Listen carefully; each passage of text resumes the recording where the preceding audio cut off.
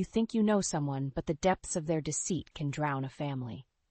Those ominous words kept echoing in my mind as I stared at the bank statements laid out before me. Page after page documented a steady stream of withdrawals from our family's savings account. Thousands upon thousands of dollars vanished into thin air. My heart pounded as I scoured the records, frantically searching for an explanation. At first, I feared the worst, that my husband of 30 years, Richard, had been unfaithful not just emotionally but financially as well. We'd weathered our share of storms but always emerged united on the other side. This, however, felt like a tidal wave crashing against the foundation of everything we'd built.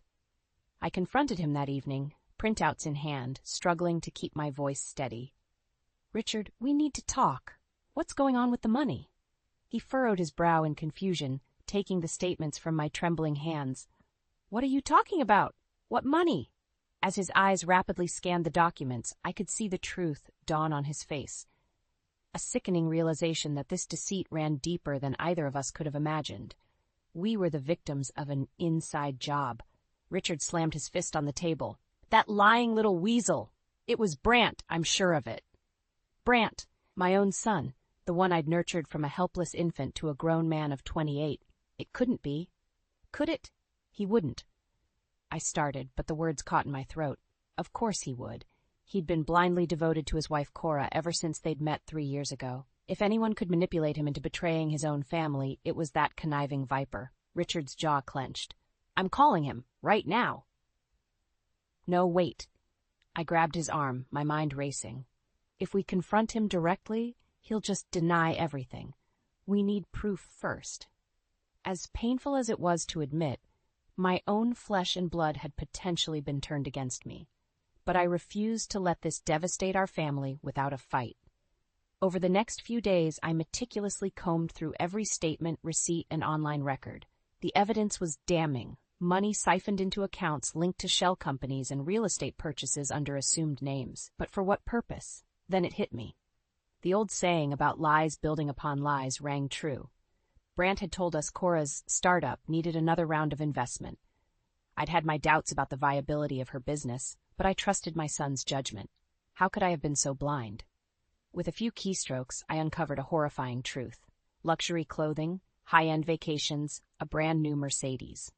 Cora's startup was funding her wildly extravagant lifestyle, and she'd ensnared Brant in a web of deception to drain us dry. Hot tears stung my eyes as I pieced together the sordid puzzle. My own daughter-in-law had betrayed our family's trust in the cruelest way imaginable, robbing us financially to bankroll her greed. But she was sadly mistaken if she thought I would let her get away with it. This was war, and I would fight to protect what mattered most, my family. No more Mrs. Nice Mom. The velvet gloves were coming off. It was time to stop playing defensive and go on the attack. I picked up the phone and dialed the only person I could trust, my younger daughter, Jules. "Jules, honey? We need to talk." I could hear the shock in Jules's voice through the phone. "Mom, what's going on? You sound upset." "It's your brother," I said, struggling to keep my emotions in check. "He's been stealing from us. Thousands of dollars siphoned out of our savings account." There was a pause as Jules processed this. "Brant? But why would he do that?" "It's that lying snake, Cora. She's been manipulating him, making him believe her made-up startup needs more investments. But it's all a sham. She's using our money to fund her lavish lifestyle." "That bitch!" Jules' anger was palpable. I never trusted her snake eyes from the moment Brant brought her home. I filled her in on the evidence I'd uncovered, the bank records, the shell companies, the luxury purchases, all linked back to Cora's scheme. By the time I finished, Jules was seething. "We need to confront them. Put an end to this once and for all." "I already tried talking to Brant," I admitted reluctantly. "He's completely under Cora's spell. She has him wrapped around her little finger." "Then we go over his head," Jules stated firmly. "Call a family meeting. You, me, Dad, and that conniving little gold digger. Force them to face the truth head on." I took a deep breath, considering my options. As much as I hated to admit it, Jules was right. We had to take the fight directly to Cora. "All right, I'll set it up for this weekend. Just prepare yourself, sweetheart. It's going to get ugly." 2 days later, we were all seated in the living room. a tension-filled tableau of shattered trust. Brant and Cora looked almost comically out of place amidst the frayed upholstery and well-worn furnishings, with Cora absurdly decked out in designer labels. "What's this all about?" Brant asked, shifting nervously as his gaze bounced between me and his father's stony expressions. I wasted no time with preambles, letting the evidence speak for itself, as I laid out the bank statements and incriminating receipts on the coffee table. "Care to explain this, Brant?" His eyes went wide as he scanned the documents. I don't understand. Where did you get these?" "From your bank statements, the ones you've been so desperately trying to hide," Richard growled. "Stealing from your own family to bankroll this Jezebel's spending habits," Cora gasped in mock offense. "How dare you? Brant has been investing in my company, that's all." "Save it, you lying grifter." Jules jumped in, her voice dripping with disdain. "We know all about your little Ponzi scheme and your company that doesn't actually exist." Brant's head whipped towards Cora, his expression a maelstrom of hurt and anger. "Cora, please tell me it's not true. What have you done?" For a moment, I actually felt a pang of sympathy for the woman as the mask slipped, revealing her true ugly nature. A cruel, calculating smirk twisted her lips. "Of course it's true, you naive fool," she hissed at my son. "Did you really think a man with such modest means could satisfy me? This was the only way to maintain the lifestyle I deserve." My heart broke for Brant as the crushing realization hit him. The woman he loved was nothing more than a remorseless con artist. He opened his mouth, but no words came out, only a choked sound of anguish. "Get out." The words burst from me like venom. "Get out of my house and stay away from my family. You're a despicable, selfish monster, Cora, and you're never going to leech off us again." If looks could kill, her venomous glare would have struck me dead on the spot. But I didn't flinch, locking eyes with the vile creature who had shattered my son's heart and betrayed our family's trust. "This isn't over," she spat, snatching up her designer purse. "You'll regret crossing me." With that, she stormed out, slamming the door behind her. An uneasy silence hung over the room in the aftermath of her explosive exit. Brant buried his face in his hands, his shoulders shaking with silent sobs. I longed to comfort my son, but he needed to navigate this anguish on his own. Sometimes the harsh truths in life are the only wake-up calls that can set you back on the right path. This was just the opening salvo in what was sure to be an ugly war. But I took solace in one certainty. Cora's reign of deception over my family had finally been broken. Now it was time to make her pay. In the days following Cora's explosive exit, an uneasy calm settled over the house. Brant had locked himself away, emerging only for brief meals before retreating to his bedroom sanctuary of solitude and shame. I ached to comfort him, but my husband warned me to give him space. "He needs to work through this himself," Richard said gruffly. "Coddling him will only enable his weakness." As much as it pained me, I knew Richard was right. Tough love was the only antidote to Cora's poisonous manipulation. So I focused my energies elsewhere, gathering ammunition for the inevitable war that Viper had promised. I spent hours hunched over the computer, stitching together the insidious trail of Cora's tangled web. Fake business plans, forged investment prospectuses, backdated contracts, all designed to dupe my poor son into draining our assets to fund her rapacious greed. My fingers trembled with rage as I compiled the evidence, but I refused to let anger cloud my judgment. This had to be an airtight case. Jules proved to be an invaluable ally, using her social media skills to plumb the depths of Cora's sullied past. It turned out my son's wife had a well-traveled trail of ruined lives scattered across multiple states and ex-husbands. "This one's a real piece of work," Jules reported grimly, forwarding me a fresh dossier on Cora's sordid history, from fraud convictions to whispers of corporate espionage. "She's not just a gold digger, Mom. She's a full-on professional con artist." The more I uncovered about this vile succubus, the more my protective fury burned like an inferno. How dare this hecatomb of human debris inflict such devastation on my family? On my son? There would be a reckoning, make no mistake. One afternoon, lost in my efforts to trace a series of shell company transactions, the doorbell rang. I frowned, not expecting anyone, and peered through the viewfinder to see a stunning brunette standing on the porch. I opened the door a crack. "Yes, can I help you? Mrs. Harmon?" The woman smiled, her teeth dazzling. "I'm Trina. Cora's younger sister. I was hoping we could talk. I stared at her blankly for a moment, then scoffed. I want nothing to do with anyone from that family of vipers. Trina held up her hands pleadingly. Please, just give me a minute. I had no idea what Cora was up to, but I want to make things right. Something in her eyes suggested sincerity, so against my better judgment, I stepped back and let her enter. As I led her to the living room, she was already talking a mile a minute. I always knew Cora was troubled, but I never imagined she could stoop this low. When she told me what happened, I was horrified. Betraying her own husband's family like that? It's unforgivable. Trina whirled on me, her features contorted with remorse. Mrs. Harmon, you have to believe me. If I'd known about her scheme, I would have stopped her myself. Cora and we didn't exactly have the most stable upbringing, but that's no excuse for her behavior. I regarded her warily. Then why are you here? It's a little late for apologies, don't you think? Trina took a deep breath. Because I want to help make this right. Cora has burned me too many times with her lies and manipulations. It's time she finally faced real consequences for her actions. She reached into her purse and withdrew a slim manila folder, handing it to me. In here are copies of records from her last 3 marriages, proof of the financial deception, documents she tried to have sealed as part of those divorce settlements. I'm hoping it can help your case against her. I opened the folder, scanning the pages with a mixture of disgust and grim satisfaction. This was exactly the kind of damning evidence I needed. Why give this to me? I asked, eyeing her suspiciously. What's in it for you? Trina shrugged. Let's just say Cora took enough from me growing up. I want to make sure she can't do that to anyone else ever again. I considered her offer carefully. While I was loath to trust anyone from Cora's poisonous extended family, I couldn't deny that these were the cold, hard facts we needed to bury that vile charlatan for good. And if this Trina was willing to betray her own flesh and blood in the name of justice, well, perhaps we had an unlikely ally in our battle. All right, I said at last, holding her gaze. I'll take whatever you've got on that monster. It's time we put an end to Cora's reign of terror once and for all.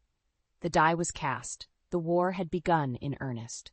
With Trina's damning evidence providing new ammunition, I felt a steadier sense of resolve. For too long, Cora had held all the cards through her web of lies and deception. But now, finally, the veil was lifting to reveal her true monstrosity. Of course, I had no illusions that this battle would be easily won.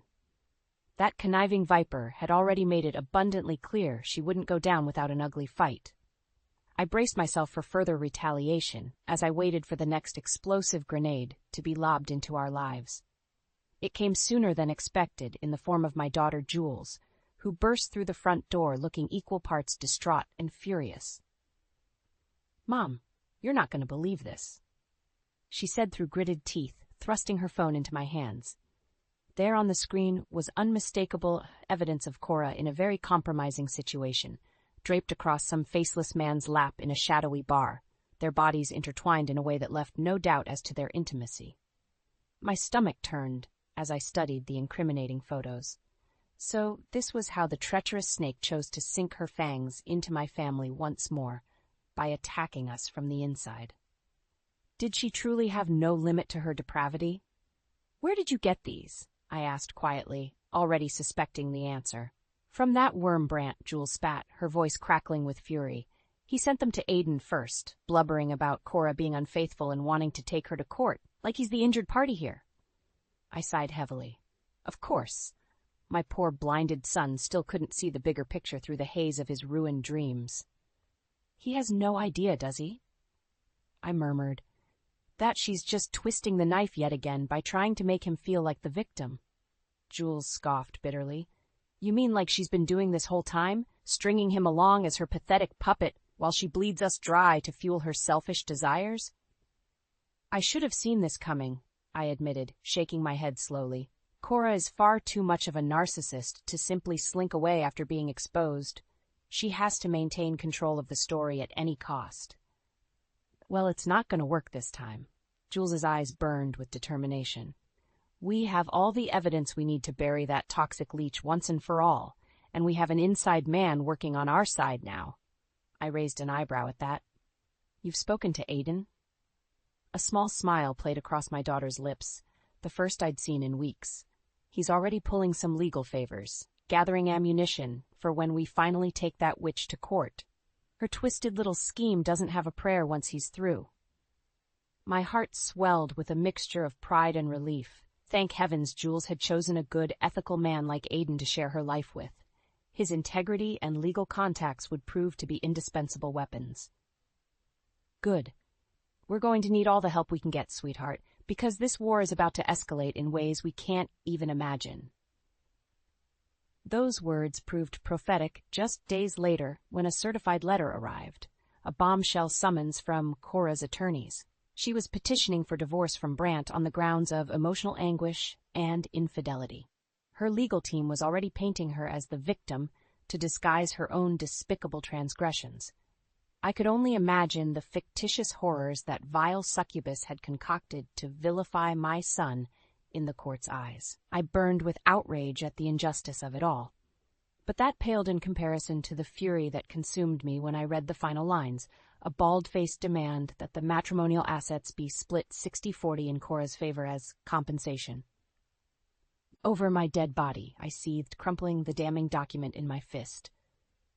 That grasping serpent has finally overplayed her hand. If she thinks we're going to simply hand over our life's earnings as a reward for her depraved treachery, she's utterly deluded. The gauntlet had been thrown down in the most disrespectful manner imaginable. So be it. I would match Cora's venom with a fury of my own, stopping at nothing to decimate her vile ambitions and restore dignity to my family. Steeling my nerves, I reached for my phone and dialed the one number that could help turn this situation to our advantage. Aiden? It's Delia. We need to have a serious discussion about Cora's twisted divorce filing. The tension was thick enough to cut with a knife as we assembled in Aiden's cramped office downtown. My son Brant looked utterly bewildered at finding himself on the opposite side of the legal firing line from his own family. I don't understand why we're doing this, he mumbled, running a hand through his disheveled hair.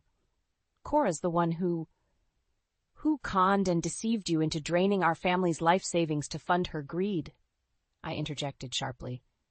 Yes, we're all quite aware of that by now, Brant. The hurt look on his face twisted like a knife in my heart, but I refused to show any outward signs of weakness. Not when we were finally taking the battle directly to that vile succubus. Jules squeezed his arm consolingly. We're doing this for your own good, little brother, to protect you from being taken advantage of any further. Brant opened his mouth to protest, but Aiden cleared his throat commandingly. All eyes turned to my future son-in-law as he straightened the crisp collar of his shirt, every inch the image of a formidable legal professional ready for battle. All right, let's get started. I've gone through Cora's divorce petition with a fine-toothed comb, and as expected, it's a novel's worth of utter fiction designed to paint her as the victim. He rifled through a thick manila folder. Emotional anguish, spousal abandonment, criminal allegations against Brant, you name it, she's thrown it in as a salacious accusation. My jaw clenched as Aiden listed off the ruthless character assassinations Cora had leveled at my son. As if her serial betrayals and systematic looting of our accounts weren't injurious enough. That's a bold strategy, given the evidence stacked against her, Jules remarked darkly. Aiden nodded grimly. She's going for a shock-and-awe campaign, burying us in so many wild fabrications that she's betting we'll get overwhelmed trying to counter them all. But, he lifted his chin defiantly, I've got a few moves of my own to counter. With a series of deft keystrokes, he pulled up a multimedia presentation that quickly had me squirming in discomfort. There, broadcast in vivid high definition, were the incriminating photographs of Cora's indiscretions, leaving no doubt as to her chronic infidelity throughout her marriage to Brant. We hit her with a ruthless blitz of our own evidence right out of the gate, Aiden declared. Have the Jezebel explain away these images while we follow up with documentation of her embezzlement, financial fraud, even criminal charges from her shady past. I could feel the palpable tension radiating off Brant as he absorbed the full extent of Cora's duplicity, immortalized in those damning photos. His fists clenched, and for a moment I feared he might become physically ill. You knew about this? His voice cracked with a ruined mixture of accusation and betrayal. You all knew she was cheating on me this whole time? An uncomfortable silence fell over the room as Jules, Aiden, and I exchanged weighted looks. I was the one who finally found the words to respond. We knew that she was willing to go to monstrous lengths to control you through deceit and manipulation, I said carefully. We were waiting for the most strategic opportunity to counter her. The disappointment etched across Brant's features cut me to the core. As a mother, I had failed in so many ways to protect him from this devastation, but there would be time later to rebuild our fractured family. First, we had to slay the demon responsible for this misery. "I'm so sorry, son," I murmured, placing a hand on his arm. "But I promise you, Cora's reign of terror over this family ends today. We're going to make her pay for every last crooked scheme and underhanded betrayal." Brant regarded me hollowly for a long moment before giving a small, resolute nod. The fight had finally burned away his naive illusions. Now he was ready to embrace the harsh reality of the battle that loomed before us. "All right," he said, his voice regaining its steely edge. "Let's take down the bitch, once and for all." Emboldened by my son's words, I turned to Aiden with a feral smile. "You heard him. It's time to unleash the Kraken." The courthouse was pandemonium the day our opening legal salvo against Cora detonated. Aiden had strategically timed the release of our incriminating evidence to catch the opposition completely flat-footed. I'll never forget the look of shock and panic that contorted Cora's features as high-definition video clips aired of her in flagrante delicto with multiple male companions. Aiden's team had spared no detail in capturing the extent of her wanton infidelities. "You lying, cheating whore!"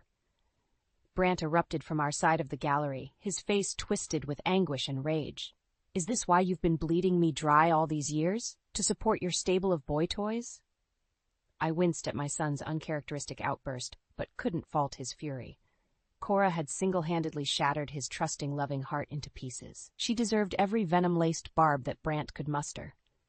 But predictably, the serpent had her own counterstrike primed, rising to her feet with a look of perfectly cultivated umbrage.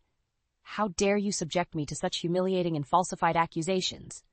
She swept a theatrical hand towards the incriminating videos, now frozen on images of her in extremis. These distasteful smear tactics might make for good courtroom theatrics, but they simply underscore the depravity and abuse I've been forced to endure throughout our sham of a marriage. A gasp rippled through the spectator gallery as Cora pulled off her next move. Makeup experts strategically disguising her flawless features under a mask of brutal injuries. With a few deft touches branding around one eye and garish scars on her cheeks, the venomous viper had reinvented herself as the innocent victim of spousal abuse. I felt a surge of nausea at the sheer, malicious audacity of her ploy.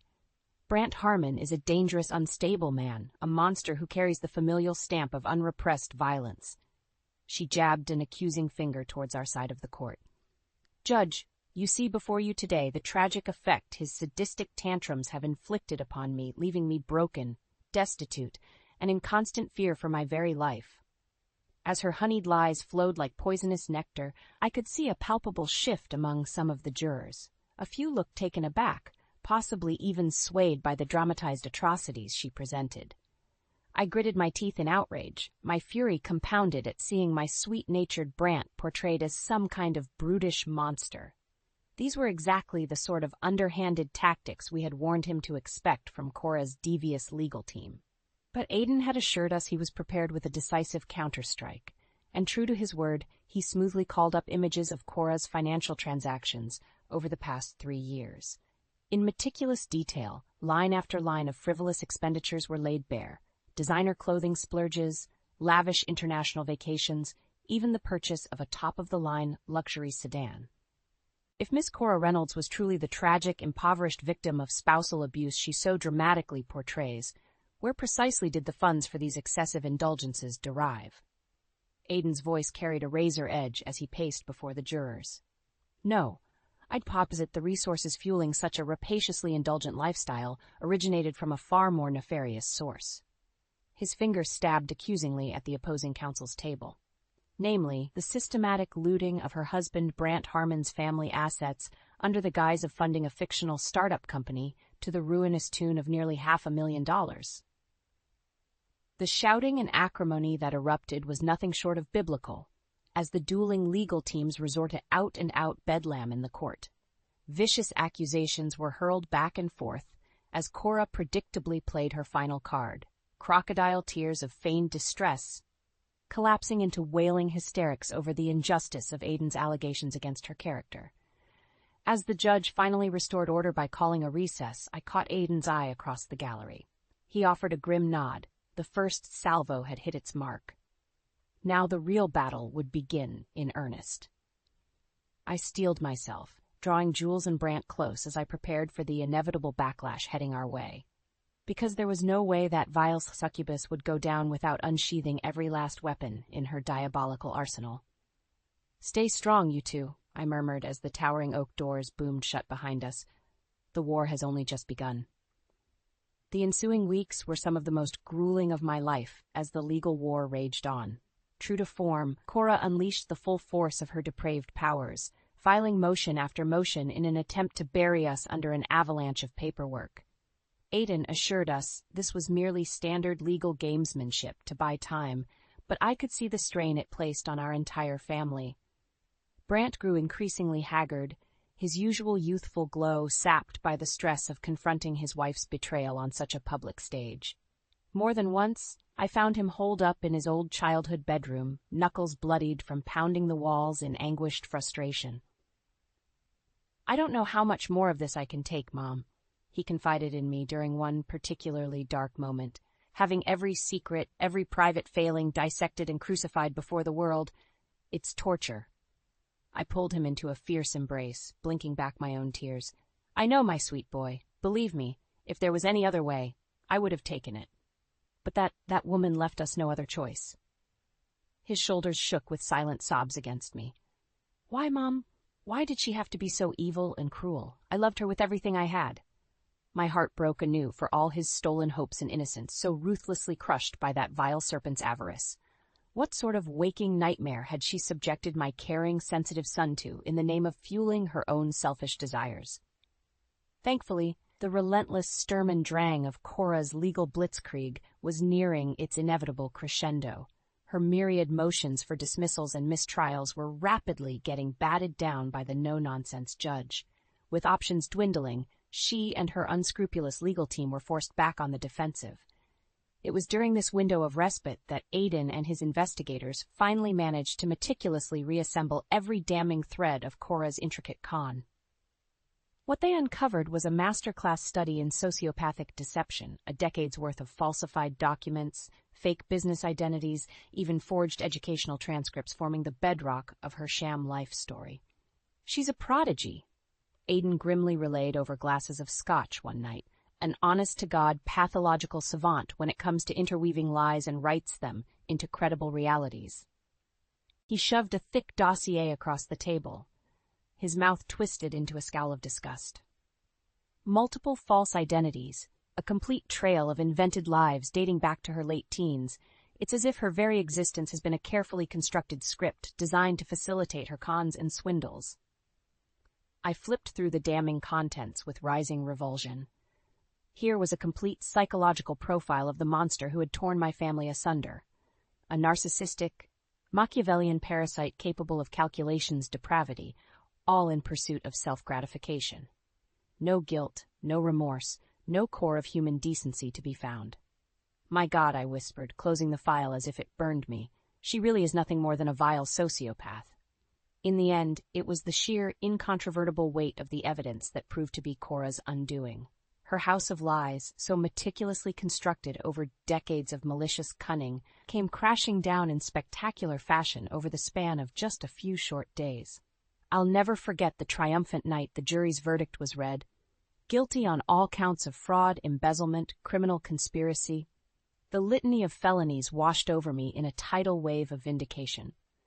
Brant watched in stupefied silence as his wife was led away in shackles, still protesting her innocence with that same mask of deluded self-entitlement. Jules and I locked eyes over the celebratory chaos, exchanging looks of grim satisfaction. At long last, justice had been served, both for our family's financial devastation and the emotional turmoil inflicted by that vicious, soulless succubus. In the coming days, the restitution orders began raining down like a final penance for Cora's depravities. In addition to multi-year prison sentences for her litany of crimes, she was compelled to forfeit every last ill-gotten asset to the plaintiffs she had so ruthlessly victimized. Properties, bank accounts, that ostentatious Mercedes she so loved to flaunt. All of it clawed back from the talons of her greed to be redistributed among the families she had bled dry over her decades of con artistry. For our family, it was a potentially transformative reversal from the financial devastation Cora had wrought, though the emotional wounds would take far longer to heal. As I watched the federal marshals hauling off truckload after truckload of Cora's seized belongings, I felt an uncharacteristic pang of pity for the sociopathic scourge. Because in that moment, it struck me that everything she had devoted her miserable existence to attaining, the wealth, the status, the delusions of finer belongings, was all little more than a gilded cage trapping her soulless being. And I realized that in the end, there was ultimately no greater punishment than leaving a malignant narcissist like Cora Jean Reynolds alone to wither within the squalid, hollow confines of her own wretched psyche. In the aftermath of Cora's well-deserved downfall, an uneasy sense of calm gradually settled over our family. It was almost disorientating at first, having grown so accustomed to the relentless churn of battles, hearings, and legal machinations infiltrating every waking moment. Now, silence. Of course, one could hardly call the haunted emptiness reflected in Brant's eyes as peaceful. My poor son had been so utterly shattered by the monstrosity of Cora's deceptions that some days he could barely summon the energy to get out of bed. I knew the road to recovery would be long and arduous for him. Having the unconditional loving trust in another human being so brutally eviscerated leaves psychic scars that fester for a lifetime. Brant was likely carrying trauma that would take years of counseling to fully unpack and process, but I also knew that with time and the support of his family, he would eventually find his way back from the nightmare that vile succubus had dragged him through. My son's kind, gentle spirit may have been battered, but it could never be extinguished permanently. Not while I still drew breath to nurture its renewal. The first real glimmer of light came a few months after the final restitution orders were handed down against Cora. Jules and Aiden had finally set a wedding date, and the impending celebration of new beginnings seemed to rekindle a tiny spark of life behind Brant's deadened eyes. "You'll stand up there with me that day, right, little brother?" Jules had asked him over Sunday breakfast one morning, squeezing his hand affectionately. "Be one of Aiden's groomsmen?" For a long, horrible moment, I didn't think Brant had even registered her words. Then finally, he looked up and managed the faintest of smiles, a barely perceptible nod. Yeah, of course, I'd be honored." In that simple exchange, a major turning point had been reached. New horizons of healing lay ahead. As the months marched on towards Jules and Aiden's big day, other signs of renewal sprouted among the wreckage Cora had left behind. Legal disbursements finally began granting our family access to the seized assets, liquidating properties, investments, and recouping that $500,000 she had so insidiously pilfered from our accounts. The restitution wouldn't make us wealthy by any means, but it did provide a solid bedrock of financial security upon which we could start building anew. Ever pragmatic, I opted to take a portion of the recouped funds to pay off the mortgage on our family home. This little sanctuary that Cora had so ruthlessly sought to strip away would now be ours free and clear in perpetuity. I wanted to ensure my children and any grandchildren to come would always have a solid foundation and sense of belonging in this world. The real revelation, and the first genuine smile I'd seen from my son in ages, came when Aiden presented him with the marshal's final disposition manifest on Cora's seized assets. "I figure this last remaining property title is rightfully yours, man," he said, sliding the document towards Brant. "Fair compensation for the psychological torture she put you through." I watched in surprise as Brant's eyes lit up, his fingers trembling slightly as they traced over the title. "You're giving me her Mercedes?" he asked in a hushed tone. "Seriously?" Aiden clapped him on the shoulder with a conspiratorial wink. "Let's just consider it the first step towards you leaving that poison behind and reclaiming your future, buddy."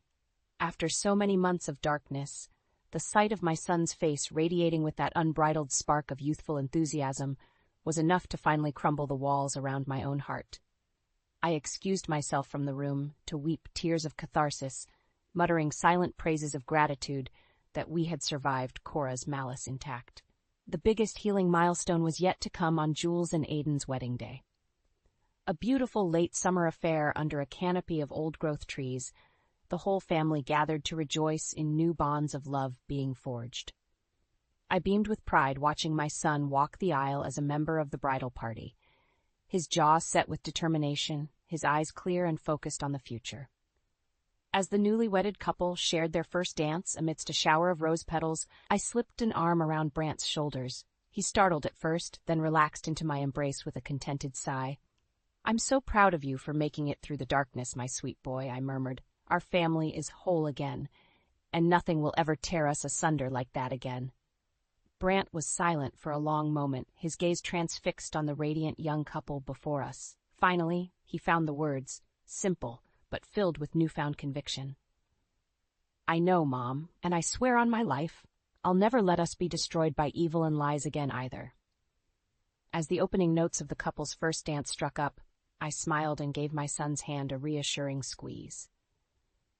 After so many storms had threatened to break us, the rainbow of redemption shone brilliantly on our path ahead, a trails paved with forgiveness, newfound strength, and the eternal, unbreakable bonds of family.